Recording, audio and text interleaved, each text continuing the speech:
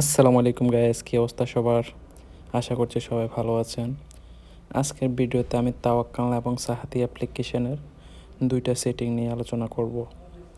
আমরা যারা সৌদিতে আছি তাদের সাহাতি এবং তাওয়াক্কালনা খুবই জরুরি দুটি অ্যাপস।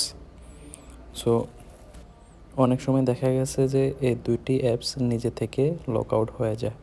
তো আমি আপনাদেরকে যে দুইটা সেটিং দেখাবো, এই দুইটা সেটিং করা থাকলে আপনার তাওয়াক্কালনা এবং সাহাতি অ্যাপস নিজে থেকে লগ আউট হবে না। কেননা লগ আউট হয়ে গেলে সেটাকে লগ ইন করতে হলে মোবাইল নাম্বার, পাসওয়ার্ড, অনেক সময় পাসওয়ার্ড ভুলে যাই, ও মোবাইল নাম্বারে যে ওটিপি আসে অনেক সময় নাম্বারটা আমাদের সাথে থাকে না।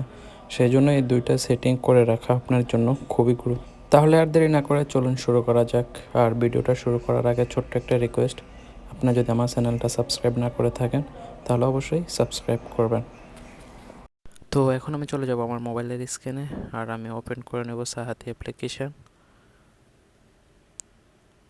তো ওপেন করে নেওয়ার পর এখানে উপরে কর্নার আপনি একটা অপশন দেখতে পাবেন, থ্রি ডটে ক্লিক করার পরে চলে যাবেন সেটিংয়ে ক্লিক করার পর এখানে আপনি দেখতে পাচ্ছেন সাহাতি টু ইউজ ফেজ আইডি। তো এই অপশনটা অফ করা আছে, আমি এটাকে অন করে নেব।